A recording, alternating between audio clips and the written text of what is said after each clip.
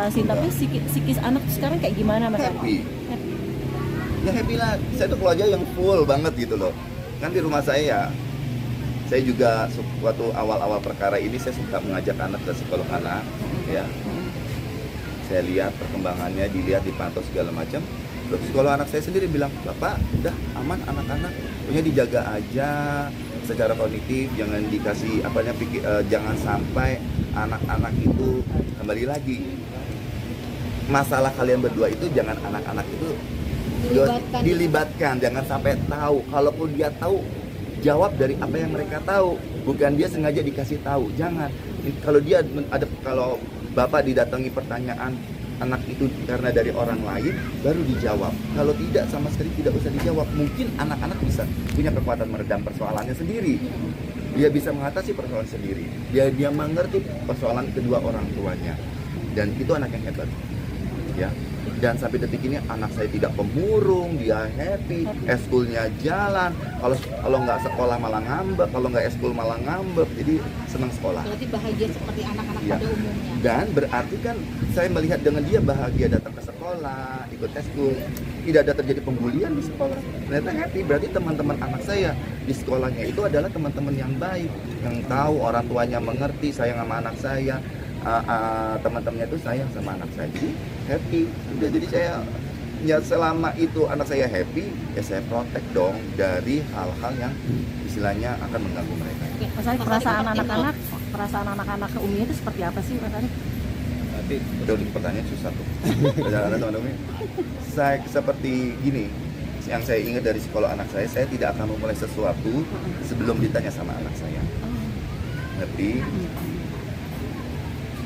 alhamdulillah kalau yang berat-berat maka gak ada sama sekali ya yang berat-berat masalah cuma. Dan anak saya itu sebenarnya saya itu tahu Uminya datang ke sekolah itu bukan dari anak-anak diam, Malah justru menutupi ibaratnya ya. iya. Jadi dari orang tua murid atau dari tiba-tiba saya bisa tahu lah gitu. Mungkin gini, sebagian besar misalnya orang yang di rumah tiba-tiba kan saya ada yang ngurus nih anak-anak, cerita sama yang ngurus anak saya, dia datang, ya udah datang deh, ya udah, terus nama apa, udah salim apa semua, ya saya seperti biasa. Ada message, ada pesan buat papa, saya selalu tanya, ada pesan, ada pesan buat papa, ada hal apa yang papa mesti tahu sama kalian, ada yang dipaksakan kepada kalian, saya harus tanya satu, ada yang dipaksakan dari pihak Umi kamu dan pihak sekolah untuk sesuatu, saya harus tanya itu. Saya nggak mau anak saya di sekolah itu kena, malah saya khawatir, sebenarnya yang khawatir itu saya kena pemaksaan sesuatu. Dan terjadi tahun lalu atau 2 tahun lalu yang dia upload foto anak-anak, ternyata dia dipaksa. Makanya saya sempat marah sama pihak sekolah kenapa ada foto anak saya. Dia dipaksa, ada wali kelasnya. artinya anak-anak yang dipaksa. Ternyata iya, aku dipaksa sama guru, ya saya nggak mau bilang bapak atau ibu guru karena sensitif. Guru, ayo hormati Umi mau foto, dipaksa padahal udah nggak mau. Terus ada 2 kejadian yang disampaikan ke saya langsung sama anak saya. Waktu anak-anak lagi bersih-bersih sekolah itu di video ceritanya, dan ada ceritanya lagi anak saya yang kecil yang perempuan marah karena menangkap basah Uminya memvideo dia. Dan anak saya itu paling gak suka itu sembarangan di foto sampai detik itu.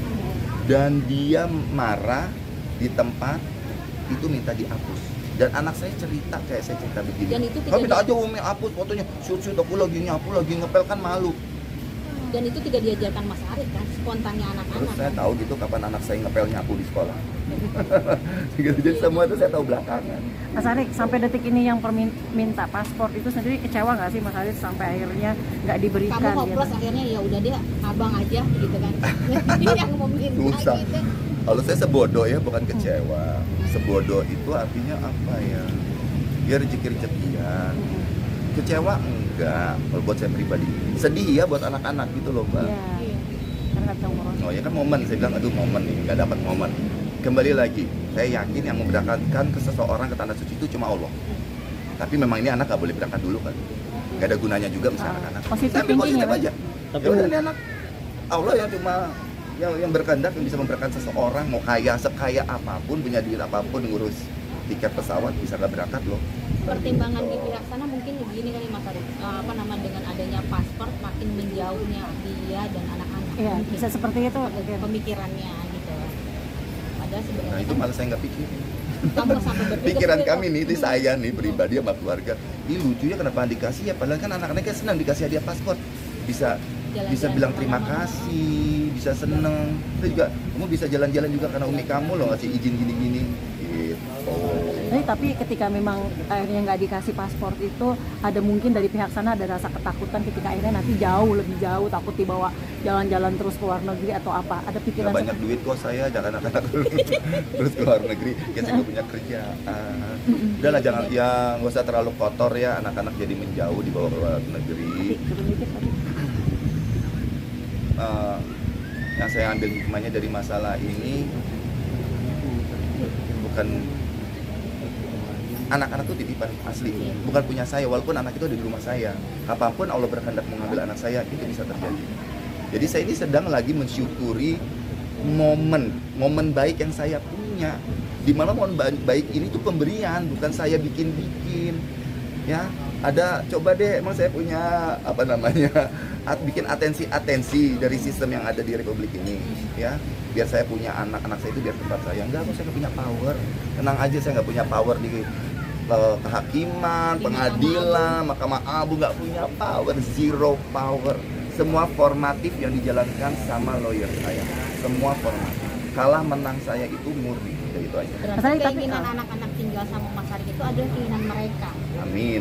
bukan keinginan dari Mas Arif sendiri. Karena Saya juga ingin dong, tapi kan Iya. saya tinggal syuting. oh iya benar. Nah, ayo mau ngomong apa?